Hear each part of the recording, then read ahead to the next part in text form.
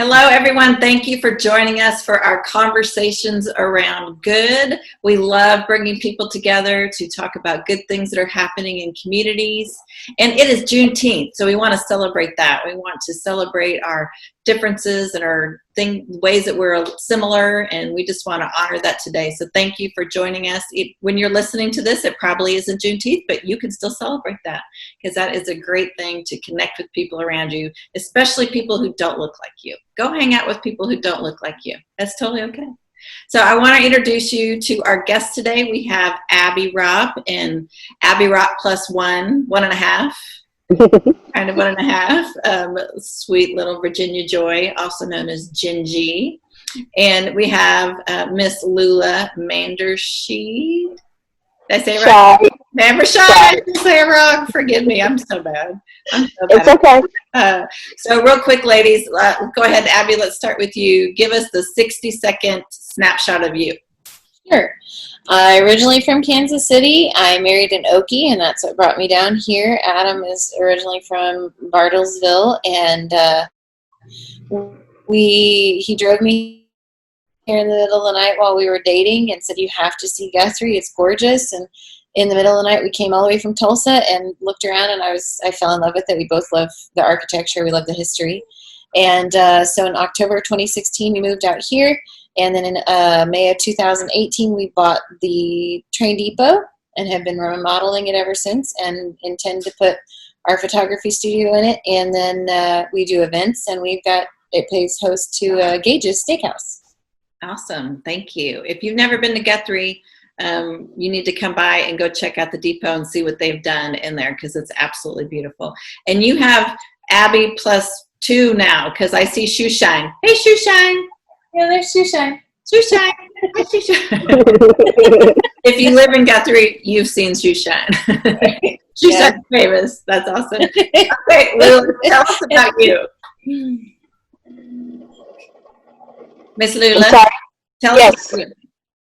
Well, I've lived in Guthrie all my life. I'm married, 2 boys, 3 grandkids, and just love life. And you just love life. But tell us who you work for, or work with, I should say. I work with Golden Chick. I manage it. We've been here for 6 years, and it's awesome. You just had a 6-year anniversary last week, right? June 13th, yes. 13th. That's a big deal. Yep. And you guys just redid the lobby. It looks beautiful. It's got the brass looking. Yeah, the copper ceilings. Yeah, we did that. We have a history mural with Guthrie's predominantly on that for our location. We still got a little bit more to do. We've got just a little more fixtures that we just got to finish out in the lobby, and then we'll do a re-grand opening. Awesome. Isn't that how it is when you remodel? You have a little bit more to do, and then a little bit more, yes. It just never seems to stop, right? We should acquire. I know. For sure. So, Lula, talk to us about what community means to you. When you think of the word community, what does that look like? Family. Because it's the old adage, it takes a village to raise a child. It takes a community to be one embodiment. To accomplish anything, you can't do it by yourself. It's a team effort, a community. You can't work against each other in order to make something happen. You've all got to have your hands in the melting pot. Mm-hmm. Mm-hmm. We have to all work together to accomplish something bigger, right? That is correct. And it's not just individuals, it's the businesses, it's the community. It's everyone. It's everyone. That's right. That's right. It's everyone. I like to brag on Guthrie's Ministerial Alliance. If you're listening outside of our town, you may not know what that is. You may not. You may. We have, I don't know, how many churches do we have in Guthrie? 112 probably. I don't know. There's a lot of them. But we have a group of ministers that get together to see how they can work together to bring more goodness to our community. I happened to walk by their meeting last week, I think it was, and there was 30 plus people in the room. And I just think that's really cool. It doesn't matter if you look the same. It doesn't matter if you believe the same. We're all working together, and I love that. And your picture of family is perfect for that, because every family's got the nut, right? Because we're all a little bit different. And if your family doesn't have the nut, that probably means you're the nut, right? Right, right. Oh, that's so funny. So Abby, I'm sorry, Galil, go ahead. I said that is right. Everyone has a nut in their family, whether you want to admit it or not. That's right. Just embrace it, right? That's right. Embrace it. That's awesome. So what does community look like for you, Abby? Honestly, it looks like Guthrie. I've never been in a situation, and I was always involved in 4-H, and I was involved in those things that put you into the community when you're a kid. Being from Kansas City and from one of the largest counties, Johnson County, we were constantly working with community service projects and stuff like that. Not until I came to Guthrie did I ever feel that this is what community is supposed to feel like. Everybody knows each other, all the business, and they make it a point to know each other. Mm-hmm. And I love that about Guthrie. I love that you're going to hear on Facebook a random story about some stranger saying, yeah, we came in from Akron, Ohio. That's in Ohio, right? I don't know why I thought of that, but and we met a stranger and they took us to lunch. I can't tell you how many times I've had to figure out on Facebook who paid for my breakfast at Katie's Diner. It's this feeling of Mayberry still exists here. The feeling of knowing if I got into a pickle, I could call like 30 people and be able to have them at my doorstep or have help. And that's what community is supposed to be. It's supposed to be, just we may not see eye to eye on everything, and that's okay. Yeah. The fact that you can have a discussion with someone and say, oh, wow, I've never thought of it that way, or wow, that's something really cool that I didn't know about you. It also helps expand your mind on, how you can grow as an individual and how you can become better and see needs. And just Guthrie's aware and alive and really very present in a way that I've not seen a community be. Mm-hmm. They really do take care of each other and protect each other and watch out for each other. And the strangers that come in are not strangers for long. It's pretty well known that if you want to get anything done, you don't walk down the street and go to a coffee shop at Guthrie, because you're going to run into somebody and you've got to be on a beeline to where you're going, because otherwise you'll have coffee and visit for 6 hours. Yeah, I would say that's true of Golden Chick too. I can't go there because there's always people hanging out there too. That's awesome. That's right. That's awesome. Lula, would you say as a woman of color that you feel that the community is accepting of differences? Yes. I mean, they accept you for who you are, no matter what you do, until one has done something that's, just unforgivable. Yeah. And that's in essence, no matter where you go. And it's how you carry yourself, no matter what color you are. It's all how you carry yourself and your presence in what you do in everyday life. Mm-hmm. That's what defines you. It's how you present yourself to the public, what job entity you are, wherever you're going. That's how someone is going to remember you. Because your first impressions is your lasting impressions. Yeah, that's for sure. It makes a difference on how we treat people, right? That is correct. It matters. It really matters. I was at Walmart this week and I had my mask on. I was being good. And somebody asked me, you do Red Brick Nights, right? And I thought, how in the world can you recognize me with this big mask on? Mm-hmm. And they were asking about when we get to do Red Brick Nights. And I just thought, people are watching you. Mm-hmm. You can't hide even behind your big mask. So it matters how you treat people and what you do. So yeah, especially in a small town, right? That's right. I'm glad to hear you say that, Lula. I'm glad to hear that you feel acceptance here.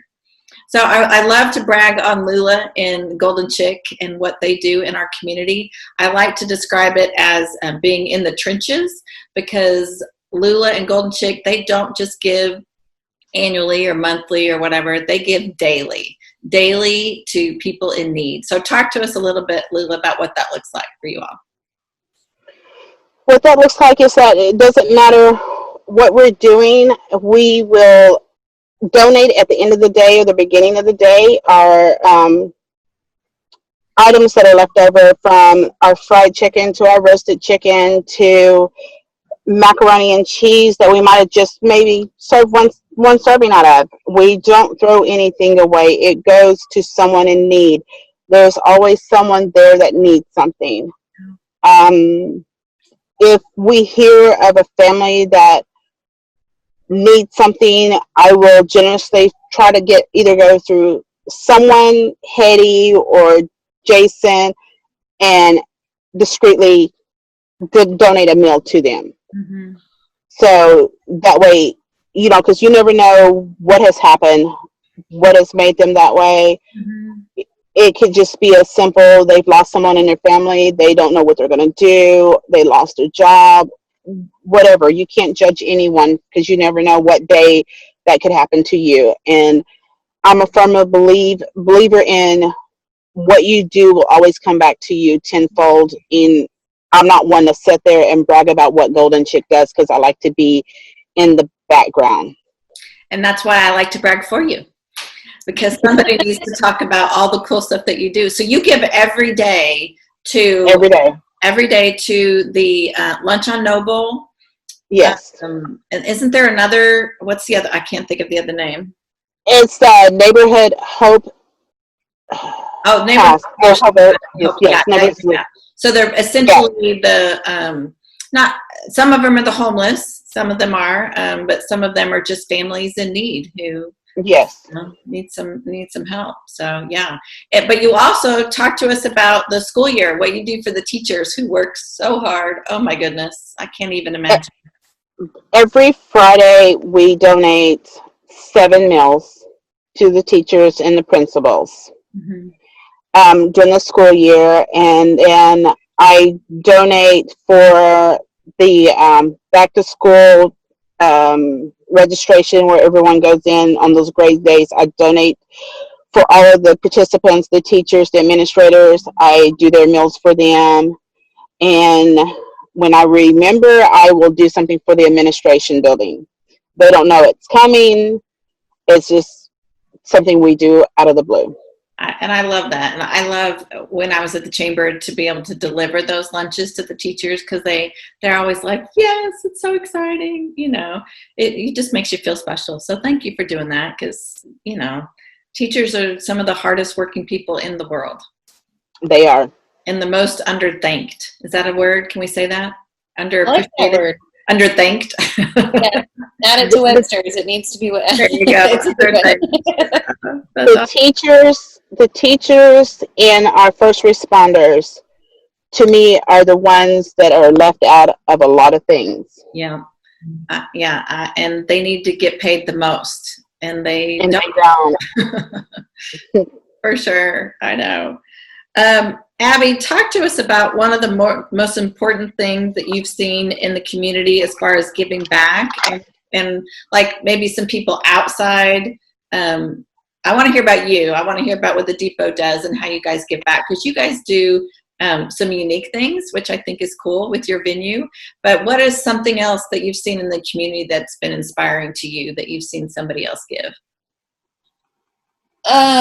It comes down to it's all over the place, because, like I think I mentioned that if Adam and I go out for breakfast, it's honestly, I've had to go on Facebook and figure out who paid for our breakfast, because we'll see so many people that we see there, and then, okay, now wait a minute, everyone would have paid for our breakfast. Who do I need to thank? Yeah.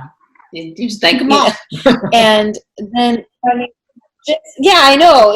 I don't know who's doing this. And that's one of the things, is it talks about, Adam and I are definitely believers, and it says in the Bible that you're not supposed to seek, the praises of showing your donations and showing your good deeds and stuff. And I love that that heart is here, down to an individual and up to a large business. You know, I'm on the Christmas committee that does all of the Christmas planning every year. And so I see, you know, companies and businesses donating financially, donating time to see those events happen, which again, the events are specifically, you know, made to help increase retail, help increase people coming and having a wonderful tradition, and, you know, encouraging to shop local and encouraging to shop in Guthrie and have a great family time. You know, specifically I've seen our Mike Simpson at the schools give countless hours and countless time to helping the community. I've seen the Ministerial Alliance sit there and say, what can we do as a group of pastors to encourage, you know, community, and what can we do? Rotary, Lions, Kiwanis. That Kiwanis does an auction every year where they go and they put tons of jackets on kiddos that can't afford them. Or, you know, this year when COVID shut down, or everything, when COVID shut the world down, they, and I don't remember who it was because we have so many people who give, who did the lunches for the kids who now they may have missed a meal for the day because they didn't get to go to school. Mm-hmm. You know, it's the fact that we live in a community where you forget the source of the generosity. Mm-hmm. And you can't pinpoint it because it could have been any one of the millions of groups here that contribute and individuals that contribute. That's rare. And that needs to be protected, mm-hmm. and it needs to be recognized, because it comes down to the heart of each individual person that is here. You know, I was speaking to Lula earlier, and she mentioned, you know, when you give to the community, they give back. But you don't give so you get something. And I can tell 100% her heart is, I just want to give. Mm-hmm. And that is the heart of so many people here. And it's just beautiful to me. And to me, it's like, that is Christ-like. That is a picture of what we're supposed to be doing for each other. Mm-hmm. It speaks to what Lula said about family. You know, family takes care of family. And if you see your community that way, we're going to continue to live that way and to do that. I think something else that people, I think, very often get hung up on giving being just writing a check, you know, when very often it is volunteering hours, or like Lula said, to giving meals. You know, it's not necessarily a monetary check, but it's a little bit different, you know, than doing it that way. But at the depot, Abby, you all donate your space. Yes, actually, one of the things that Adam and I have made huge passion for is, you know, charities and foundations that are wanting to do something good for the community, and they simply don't have a space to do it in.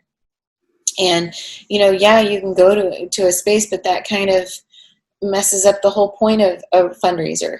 Is, you know, we want to be able to help the charities and the foundations who are wanting to genuinely raise funds to take care of the Hemophilia Foundation, or, you know, Focus, which is the company or the group that takes care of neutering and spaying animals locally, and just a whole bunch of different things. We've had events there for somebody who's wanted to help. Right now, pets are coming to mind. They did a little golf tournament, golf thing, and mm-hmm. and it was to help, you know, educate people on how to take care of their pet properly, and just anything and everything. So whether it's a community organization that's wanting to raise funds for Lunch on Us, or for anything that's in need, anybody that's in need, we donate the spaces to those groups so that they can use the funds 100% for what their heart has it for. Mm-hmm. And so obviously we're a business. We do have, you know, some situations where we can give a discount, a majorly big discounted rate to somebody who's needing just a deal. But we want to be able to give back to the community as much as we possibly can, because, you know, you never know when you're going to need somebody to be kind and generous to you. And so if you can be God's hands and feet and bless them in a way that they're not going to be able to get somewhere else, then absolutely 100% do it. Yes.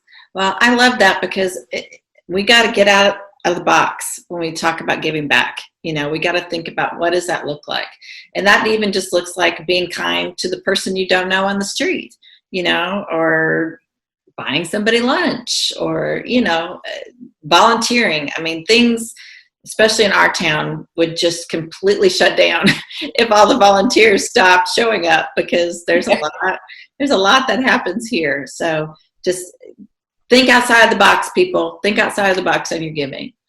Lula, I want to ask you, what's a good way, or how do businesses determine the causes that they should give to? Because that's a hard thing, because you get asked for a lot and you can't give to everything. You just can't. I mean, nobody has the tree that's growing dollar bills in the backyard, right? So you have to set limitations. So how do you determine what you're going to give to? I determine how is it going to benefit Guthrie? Is it something that's being held in Guthrie? Is it something that the students are doing, or what is it necessarily for? And if it's something that's going to benefit Guthrie as a whole, then yes, I will donate to it. It's got to have something, it's got to have passion behind it for Guthrie. Otherwise, like if it's outside community, and now I will donate to like Crescent and Coil, but the majority of my donations stay here, because this is where we are, and this is what needs to be done. If it's just for a motorcycle club wanting to do something, I have to say, what are you doing back for the community for me to help you? One of the biggest ones I've donated to that does do stuff for the community is Territorial Riders. Yeah. They do the Special Olympics, and then they do, what's the other one? I think it's, they donate to the schools or something, but I will help with them. It has to have something that is going back to the community for me to donate. That's great. I love that. I love that you need to have some parameters on that, because like I said, your budget is only so much. I love through Made Possible to be able to tell people, because when we help people get set up, like, now what does that look like? How do I determine that? And I always say, what inspires you, or what makes you angry, or what do you not see happening in your community? Those are good ways to just figure out what, and go from there. What inspires you, what moves you, what needs to happen, and what bothers you. Just good ways to find some parameters on there. Abby, did you have anything to add to that? I think that just, like you said, thinking outside the box. One of the things that Adam and I have a major passion for is helping business owners who have the heart to grow a business, but maybe are starting out and they just need to have the ability to have the least amount of out of pocket as possible. So, helping businesses grow by doing, advocacy events, or, hey, we're wanting to start this. We're wanting to start this program. We're wanting to start this or that or the other thing. Like Head Start was going to have their graduation at the depot. It got canceled because of COVID, but we just love the idea of being able to help those kinds of groups out. And so, yeah, we want it to be for Guthrie. We want it to be, but we've also brought in outsiders who are doing things in Guthrie, and, are trying to find out what Guthrie needs, what our community needs are, and things like that. So, I think a lot of times, like you said, people think that donating something is all monetary. And I'm so excited. I knew that Golden Chick was very present in the community, but I did not realize that you guys donate the food at the end of the day, which is awesome, because I've always wondered why companies don't do that. And I don't know if it's health codes or whatever the case may be, but I just absolutely love that. One of the things that we do offer at the depot is we tell our brides, hey, if you guys have a wedding and you don't want to box up all this food and take it home, you may leave it here. We are going to box it up and we'll take it to Lunch on Us for you. We'll take it to the food bank, or whatever we're legally allowed to do, or whatever the case is. Like, we will find a place for it to go and have it be for a community in need. If Lunch on Us is good, then we'll donate it to one of the churches for them to have at a fellowship dinner the next day. And so there, even something like that, the floral that gets left behind at the depot, all of the flowers, we like to donate to the churches and to the hospitals and say, hey, who hasn't had a visitor in a long time? Here's some flowers to give to somebody who maybe doesn't have any visitors. Mm-hmm. So it's those kinds of things that you can think of that aren't necessarily monetary, that's normal for people to think that way in Guthrie. Mm-hmm. I love the outside of the box thinking, because we've just got to get out of it. You know, we got to get out of that. We got to think differently and live differently, honestly. You know, be different. The same is boring, right? We want to be unique. I love it. So I know both of you are super humble, and you both mentioned that you don't necessarily like to toot your own horn with what you do and brag all about what you do. That's why I love to get to do it for you. But I know that you know that it's also important, you know, for your community to know how you give back. So tell me how your thoughts have changed about that a little bit, to be able to, you know, find a good, healthy balance there. Go ahead, Lula. We'll start with you.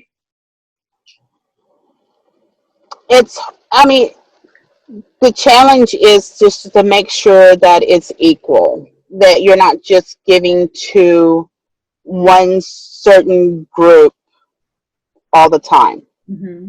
You've got to be able to spread it out and be fair. Mm-hmm. And sometimes that's really, really hard to do in a small community, but you find a way of making it happen. Mm-hmm. If it's not doing the meals, it's doing a dine on us and we give a percentage back, or we every now and then I'll sponsor a meal for somebody, a family, or whatever. It's just something that you just got to do. You just got to figure it out, and each day is different because you never know what that day is gonna hold, or what circumstance is going to come up to you. That's right. Abby?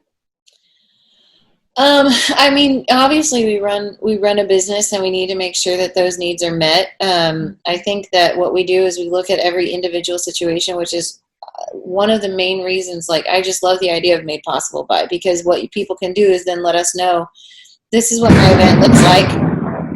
Apparently God loves Made Possible By too. That's it. It's raining today. We have thunderstorms going on whenever you're listening to this. So just so you know, that wasn't somebody jumping up on the ceiling above us. I'm glad the power didn't go out though. Yes. And so my poor dog, he has storm anxiety like crazy.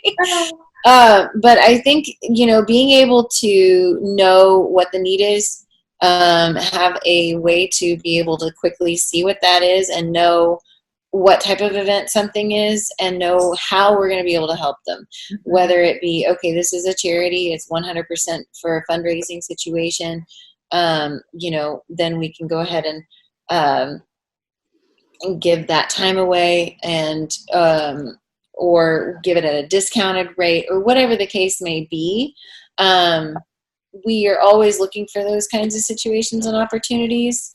But at the same time, yes, we need to be able to pay the utilities, because on an 1889 train station, the utilities for the air conditioning is astronomical. Yes. And so, I will say, well, if you're flexible with your event, let's do it this time of year, because then we don't have to worry about having you guys pay for the utilities. Mm-hmm. You know, it'll be nice and cool outside, or whatever the case may be, or we will find a way to try to help. And if we can't host your event, then we are very big on, hey, you know, go see John Pagonis, go see Ben Coffin, go see the Dominion House, go see all of these different places, and say, maybe our space is too big, but I know of a place that you guys could go that you might be able to have your event or do whatever you need to do. Or I can put you in touch with a school. You know, just what do you need? How can I help you get it? If we can't meet that particular need, what need can we help meet? That's what we think about. I love that. That pretty much sums both of you up. I appreciate that.